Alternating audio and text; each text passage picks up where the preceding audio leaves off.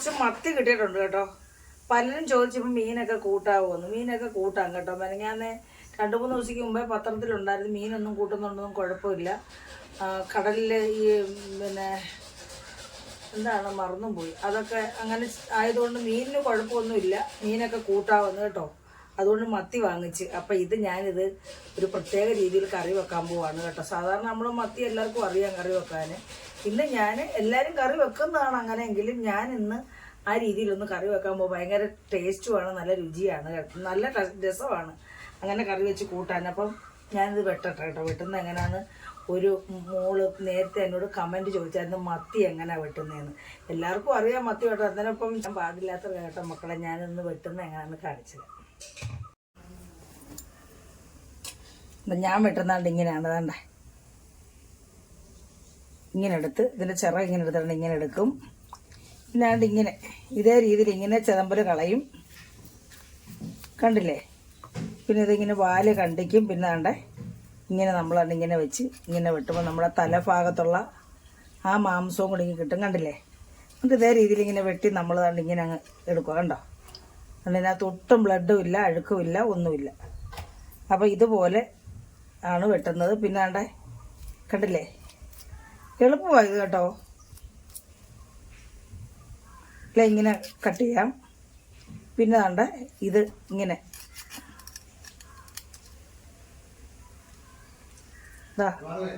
സിമ്പിളാ കണ്ടോ. കണ്ടോ ഇങ്ങനെ എടുത്തിട്ട് പരിങ്ങിലുണ്ട്. ഇത് ചെറിയ മത്തിയാണെങ്കിലും ഇതിനാണ്ട പരിങ്ങിലുണ്ട് കണ്ടോ. അപ്പോൾ ഇത് വിളഞ്ഞ മത്തിയാന്നുള്ളതാ. പിന്നെ നമുക്കല്ലാതെ അതുകൊണ്ട് ഇങ്ങനെയും ഇങ്ങനെ ചിറകെടുത്തിട്ടാണ് ഇങ്ങനെയും വെട്ടാം. അതുകൊണ്ട് ഇങ്ങനെ വെട്ടാം കേട്ടോ. ഇതിൽ എനിക്കിഷ്ടം അല്ലാതെ വെട്ടുന്നതാണ്. പിന്നെ കത്രിക ഞാൻ ഉപയോഗിക്കുന്നത് എനിക്ക് ഇഷ്ടമല്ല കേട്ടോ. എനിക്ക് ഇതാണ് ഇഷ്ടം. നമ്മൾ പണ്ടുപുരാനെ ഉപയോഗിക്കുന്നതല്ലേ. അതുകൊണ്ട് ഇങ്ങനെ എടുത്തിട്ട് ഇങ്ങനെ കണ്ടോ. ഇതാണ്ടേ കണ്ടോ, നല്ല പരിങ്ങിലുണ്ട് ഈ മത്തിക്ക് കേട്ടോ. കണ്ടോ. അതുകൊണ്ട് ഇത് വീണ്ടും ഒന്നുകൂടെ ഞാൻ വെട്ടുകയാണ്. ഇങ്ങനെ എടുക്കാം. 2 രീതിയിലും വെട്ടാം കേട്ടോ. എളുപ്പമാണ്, പടപടാതെ നമുക്ക് വെട്ടിയെടുക്കാം കണ്ടോ. ഒരു പ്രയാസവും ഇല്ല മത്തി വെട്ടാനായിട്ട്. എന്നിട്ടാണ് ഇങ്ങനെ എടുക്കുക, ഇങ്ങനെ എടുക്കുക, എന്നിട്ട് ഇങ്ങനെ എടുക്കുക, എന്നിങ്ങനെ വെട്ടി ഇങ്ങനെ ചകഞ്ഞിങ്ങനെ എടുത്താൽ മത്തി പെട്ടെന്ന് വെട്ടിയുണ്ടോ. ഷടതടയിൽ നമുക്ക് വെട്ടിയെടുക്കാം. ഇതിപ്പോൾ കുഞ്ഞു മത്തിയാണ്, എന്നിട്ടും അതിന് പരിഞ്ഞിലുണ്ട് കണ്ടോ. ഇതേ രീതിയിൽ ഇങ്ങനെ വെട്ടിയെടുക്കാം നമുക്ക് കേട്ടോ. ഇങ്ങനെ വേണ്ട.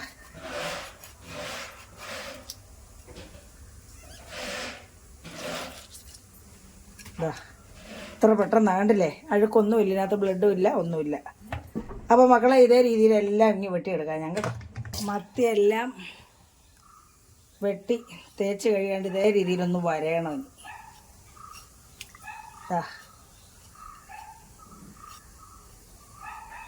നമ്മുടെ ഈ ഇടയ്ക്കേ നിൽക്കാവുള്ളൂ, വരാണ്ട് ഈ അറ്റത്ത് വരരുത് കേട്ടോ. അറ്റത്ത് വന്നാലിത് പിന്നെ അടന്നടന്നങ്ങ് പോവും. അതുകൊണ്ട് ഈ ഇടഭാഗത്ത് മാത്രമേ വരാൻ പാടുള്ളൂ. ഇതേ രീതിയിൽ. അപ്പോൾ കൊച്ചു മത്തിയാണ് ഇങ്ങനെ കറി വെക്കാൻ നല്ലത്. വലിയ മത്തിയാകുമ്പം നമുക്ക് ഒത്തിരി മത്തി പറ്റത്തില്ല. ഇതേ രീതിയിൽ ഇങ്ങനെ കണ്ടില്ലേ, ചെറിയ മത്തിയാണ് നല്ലത് ഇങ്ങനെ കറി വെക്കാൻ. അപ്പോൾ ഇതേ രീതിയിലെല്ലാം ഒന്ന് വരഞ്ഞെടുക്കാം. അപ്പോൾ നമ്മൾ മത്തിയെല്ലാം ഇതേ രീതിയിൽ വരഞ്ഞെടുത്തിട്ടുണ്ട് മക്കളെ. ഇനി നമുക്കിതിനകത്ത് മസാല പറ്റണം. നമുക്കിനി ഇതൊന്ന് വറുത്തെടുക്കണം. അപ്പോൾ ഇതൊന്നുകൂടെ ഒന്ന് ഒലച്ച് കഴുകുക കേട്ടോ. അതിനകത്ത് കുറച്ച് മസാല പുരട്ടി വെക്കണം. അതിനായിട്ട് മസാല പുരട്ടി വെക്കാം വറക്കാനായിട്ട്. വറുത്താണ് നമ്മളിത് കറി വെക്കുന്നത്. അപ്പോൾ അതിലേക്ക് 1/4 സ്പൂൺ മഞ്ഞൾപ്പൊടി, ഒരു 1/2 ടീസ്പൂൺ കുരുമുളക് പൊടി, അര മതി, 1 ടീസ്പൂൺ മുളക് പൊടി, പിന്നെ ആവശ്യത്തിന് ഉപ്പ്. വളരെ കുറച്ച് ഉപ്പ് നമ്മൾ ചേർക്കാവുള്ളൂ. അപ്പോൾ ഇതൊന്ന് മിക്സ് ചെയ്യുക. കുറച്ച് വെള്ളം ഒഴിച്ച് മിക്സ് ചെയ്യുക. നമ്മൾ ഈ മീനൊന്ന് പൊരിച്ചെടുക്കാനാണ്, നമ്മൾ പൊരിച്ചാണ് കറി വെക്കുന്നത്. അപ്പോൾ അതനുസരിച്ച് നമ്മൾ മസാല ചേർക്കുന്നുള്ളൂ. അധികം നമ്മൾ തിക്കായിട്ട് എടുക്കുന്നില്ല, ഇത്രയും മതി. അപ്പോൾ ഇതിനി ഇതിനകത്തേക്ക് നമ്മൾ നമ്മുടെ മീൻ അങ്ങ് പിറക്കി ഇട്ട് കൊടുത്ത് പുരട്ടി വെക്കാം. നമ്മൾ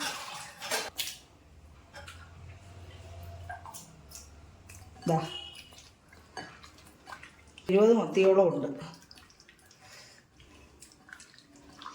അപ്പോൾ ഇത്രയും മസാല മതി. അപ്പോൾ ഇതിവിടെ ഇരിക്കട്ടെ. ഇതിങ്ങനെ എല്ലായിടവും നമ്മളിത് പിടിപ്പിച്ചിട്ടുണ്ട്. നമ്മൾ കൈ കൊണ്ട് ഇങ്ങനെ പുരട്ടിയെങ്കിലേ ഇത് എല്ലായിടവും കിട്ടത്തുള്ളൂ. അപ്പോൾ ഇതിവിടെ ഇരിക്കട്ടെ മക്കളെ. കുറച്ച് നേരം ഒരു 5 മിനിറ്റ് ഇരുന്നിട്ട് നമുക്ക് ഇത് വറുത്തെടുക്കാം. നമ്മുടെ ഈ മീനൊന്ന് ഫ്രൈ ആക്കി എടുക്കണം. ഞാൻ ഫ്രൈ പാനാണ് അടുപ്പിൽ വെച്ചിരിക്കുന്നത്. അതൊന്ന് ചൂടാവട്ടെ. നമ്മുടെ ഫ്രൈ പാൻ ചൂടായിട്ട് നമുക്കിതിലേക്ക് വെളിച്ചെണ്ണ ഒഴിച്ചു കൊടുക്കാം. കുറച്ച് വെളിച്ചെണ്ണ മതിയേ. ഇതിലേക്ക് 1 തണ്ട് 2 തണ്ട് കറിവേപ്പിലയും ഇട്ട് കൊടുക്കും.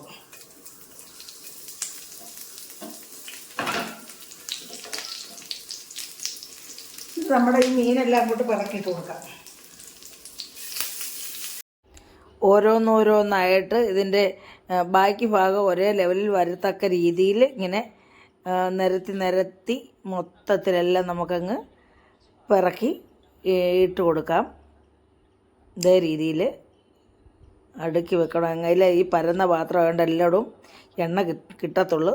എന്നിട്ട് നമ്മൾ അടുക്കിയതിന് ശേഷം ഇങ്ങനെ ഒന്ന് ചുറ്റിച്ച് കൊടുക്കണം. കാരണം സ്പ്രെഡ് ചെയ്ത് കിടക്കുമല്ലേ. പരന്ന പാത്രം കുഴിഞ്ഞാണെങ്കിൽ കുഴപ്പമില്ലായിരുന്നു. കുഴിഞ്ഞായാലും പരന്ന പാത്രമായിരുന്നു നമ്മൾ ഇടഭാഗത്ത് എണ്ണ കിട്ടാൻ പാടാണ്. അപ്പോൾ ഇതെല്ലാം മൂത്തിട്ടുണ്ട് ഒരു സൈഡ്. അപ്പോൾ ഞാനിത് തിരിച്ചിടുവാണ് കേട്ടോ. അത് തിരിച്ചിട്ടു. നന്നായിട്ട് മൂത്തിട്ടുണ്ട്, മുരിഞ്ഞിട്ടുണ്ട്. നമ്മൾ ഈ ഫ്രൈ പാനൊക്കെ എന്ന് പറഞ്ഞാൽ നമ്മൾ സ്ക്രാച്ച് വീണ ഉപയോഗിക്കരുത്, അല്ലെങ്കിൽ നല്ല ഉപകാരപ്രദമായിട്ടുള്ളൊരു പാത്രമാണ്. അപ്പോൾ ഇതെല്ലാം നമ്മുടെ രണ്ട് സൈഡും നന്നായിട്ട് മൂത്ത് വന്നിട്ടുണ്ട്. ഇനി നമുക്കിതിങ്ങി കോരിയെടുക്കാം. മൊത്തത്തിലിങ്ങി കോരിയെടുക്കുവാണ് ഞാൻ. കണ്ടില്ലേ, 2 സൈഡും നന്നായിട്ട് മൂത്തിട്ടുണ്ട്. നമുക്കിനി കറി തയ്യാറാക്കാം. വെക്കുന്നത് പോലാനാണ്. ഒരു സാധാരണ കറി തയ്യാറാക്കുന്ന പോലെയാണ്, മുളക് കറി വെക്കുന്ന പോലെയാണ്. നമ്മൾ കുറച്ച് ഒരു 5-6 ചെറിയ ഉള്ളി, നമ്മൾ കുറച്ച് കൂടുതൽ ഉള്ളി ചേർക്കും ഇതിന് കേട്ടോ. അപ്പോൾ കുറച്ച് ചെറിയ ഉള്ളി ഒരു 10 എണ്ണത്തോളം ഉണ്ട്, വലുതായിരുന്നു.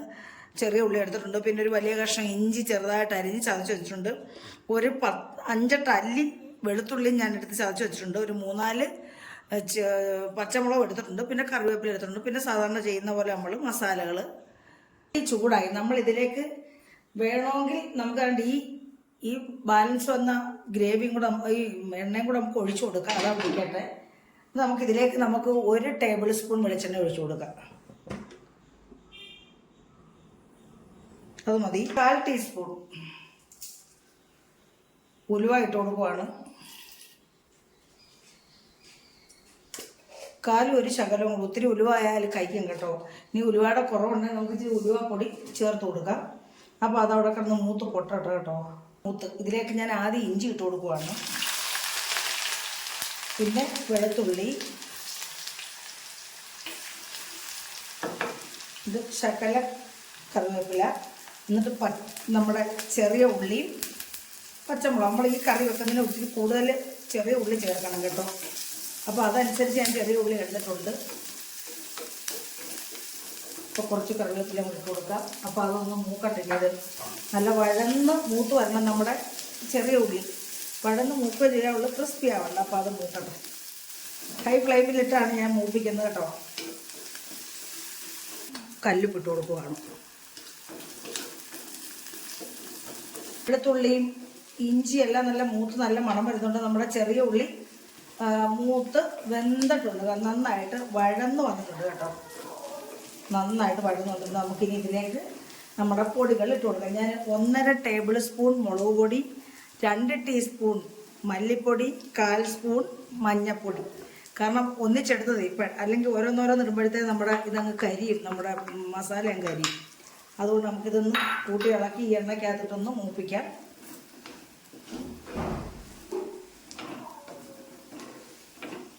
നല്ല ടേസ്റ്റാണ് ഇങ്ങനെ വെച്ച് കൊടുത്താലേ. മത്തി കഴിക്കാത്ത ചില കുട്ടികളൊക്കെ കഴിക്കത്തില്ല, പക്ഷെ അവർക്കൊക്കെ ഭയങ്കരമായിട്ട് ഇഷ്ടപ്പെടും ഇത് കേട്ടോ. ഇതൊന്ന് മൂക്കട്ടി എണ്ണയ്ക്കകത്ത് കിടന്ന് നമ്മുടെ മസാലയെല്ലാം നന്നായിട്ടൊന്ന് മൂത്ത് വരണം. നമ്മുടെ മസാലയെല്ലാം നന്നായിട്ട് മൂത്തിട്ടുണ്ട് കേട്ടോ. നല്ല മണവും വരുന്നുണ്ട്. ഞാൻ പുളിവെള്ളമാണിത്, വെള്ളം ഒഴിച്ചു കൊടുക്കുകയാണ്. തോട്ടുപുളിയാണ്, പിന്നെ നല്ല പുളിയുള്ള പുളിയാണ്. 2 കഷ്ണം ഇട്ടാൽ ഞാൻ 2 കഷ്ണം ഇടുന്നുള്ളൂ. നല്ല പുളിയുള്ള പുളിയാണ്. ഇനി കുറച്ച് വെള്ളം ഇട്ട് കൊടുക്കാം. പിന്നെ പുളി ഇല്ലെങ്കിൽ നമുക്ക് ഇട്ട് കൊടുക്കാം കേട്ടോ. വെള്ളം ഒഴിച്ചു കൊടുക്കാം.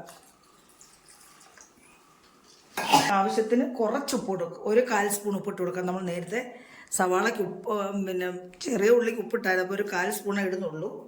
പിന്നെ മീൻ നമ്മൾ അതുകൊണ്ട് നമ്മൾ ഇനി ഇതൊന്ന് തിളക്കട്ടെ മക്കളെ. തിളച്ചിട്ട് നമുക്ക് നമ്മുടെ മീൻ അങ്ങോട്ട് പറക്കിയിട്ട് കൊടുക്കാം. തിളച്ച് വന്നിട്ടുണ്ട്. നമ്മളിതിലേക്ക് നമ്മുടെ ഈ മീൻ അങ്ങ് ഇട്ട് കൊടുക്കുവാണേ.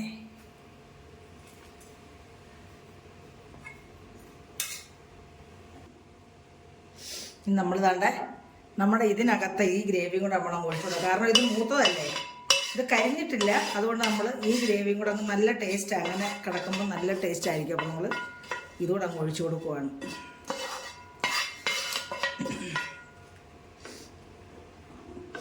അപ്പോൾ ഇനി ഇത് തിളച്ചിട്ട് നമുക്ക് അടച്ചു വെക്കാം. ഇതേ കറിവേപ്പിലയും കൂടെ ഇട്ട് കൊടുക്കുവാണ്. തിളക്കിട്ട് നമുക്കിത് അടച്ചു വെക്കാം. ഞാനിനി ഉപ്പൊന്ന് നോക്കട്ടെ, ഇപ്പോൾ ആവശ്യത്തിന് ഉപ്പുണ്ടോ നോക്കട്ടെ. നമുക്കിനി ഇത് അടച്ചു വെച്ച് ഇതിൻ്റെ മസാലയൊക്കെ നമ്മുടെ മീനിനകത്ത് പിടിച്ചാൽ മതി. നമ്മൾ മീൻ ഓൾറെഡി വെന്തതാണ്. പിന്നെ ഈ മസാല എല്ലാം പിടിച്ച് ഇതൊന്ന് പറ്റി ഇതിൻ്റെ എണ്ണയൊക്കെ ഒന്ന് തെളിഞ്ഞു വരണം. അതുവരെ നമുക്ക് അടുപ്പേ വെച്ചൊന്ന് വേവിച്ചെടുക്കാം. നമുക്ക് അടച്ചു വെക്കാം. മീഡിയം ഫ്ലെയിമിലിട്ടാണ് ഞാൻ വെച്ചിരിക്കുന്നത്. ഹൈ ഫ്ലെയിമിലിട്ടാൽ ഞാൻ പറഞ്ഞില്ല, എൻ്റെ ആവിയൊക്കെ പോയി എൻ്റെ എണ്ണയുടെ ആ രീതിയൊക്കെ അങ്ങ് പോകും. അതുകൊണ്ട് നമ്മൾ മീഡിയം പരുവത്തിലിട്ട് ഇതേ രീതിയിൽ പകുതി അടച്ചു വെച്ച് ഇതേ രീതിയിൽ അടച്ചു വെക്കണം. അല്ലെങ്കിൽ തിളച്ച് തൂവുന്ന അറിയത്തില്ല. പിന്നെ ഇതിൻ്റെ ആവി എല്ലാം കൂടെ തട്ടിയിരുന്നതെല്ലാം കൂടി ഇതിനകത്തോട്ട് വീഴും. അത് നമ്മൾ ഇതേ രീതിയിൽ അടച്ചു വെക്കുകയാണ്. അപ്പോൾ അത് അവിടെ ഇരുന്ന് മസാലയൊക്കെ പിടിച്ച് വെന്ത് ചേർന്ന് വരട്ടെ. അവിടെ ഇരിക്കട്ടെ. നമ്മുടെ രുചികരമായിട്ടുള്ള മത്തിക്കറി ഇവിടെ റെഡിയായി. കണ്ടില്ലേ? നമ്മൾ മത്തി കൂട്ടാത്ത കുട്ടികൾ കുഞ്ഞുങ്ങൾക്ക് നല്ല ഇതേ രീതിയിൽ തയ്യാറാക്കി കൊടുത്താൽ അവർ രുചിയോടുകൂടി കഴിക്കാണ്ടില്ലേ. ഉടഞ്ഞൊന്നുമില്ല. അതിൻ്റെ മാംസം ആ മുള്ളിൽ നിന്ന് വിട്ടിട്ടും ഒന്നുമില്ല, നമ്മൾ വരഞ്ഞത് കൊണ്ടേ. അപ്പം എന്തിൻ്റെ കൂടെ വേണമെങ്കിലും കഴിക്കാം. ചോറിൻ്റെ കൂടെ, ചപ്പാത്തിയുടെ കൂടെ, ഇടിയപ്പത്തിൻ്റെ കൂടെ, പുട്ടിൻ്റെ കൂടെ, എന്തിൻ്റെ കൂടെ വേണമെങ്കിലും കഴിക്കാം. അത്രയ്ക്ക് രുചിയുള്ളൊരു കറിയാണ്, വളരെ ടേസ്റ്റാണ് കേട്ടോ. അപ്പം നമ്മുടെ ഈ മത്തിക്കറി മക്കളെ എല്ലാവർക്കും ഇഷ്ടപ്പെട്ടാണെന്ന് വിശ്വസിക്കുന്നു. ഇഷ്ടപ്പെട്ടിട്ടുണ്ടെങ്കിൽ നിങ്ങൾ പഴയതുപോലെ ലൈക്കും കമൻറ്റും സബ്സ്ക്രൈബും ഒക്കെ ചെയ്ത് സഹായിക്കുക മക്കളെ. അപ്പോൾ അടുത്ത ഒരു നല്ല വീഡിയോ ആയിട്ട് വരുന്നവർ മക്കളെ എല്ലാവർക്കും എൻ്റെ നന്ദി, നമസ്കാരം.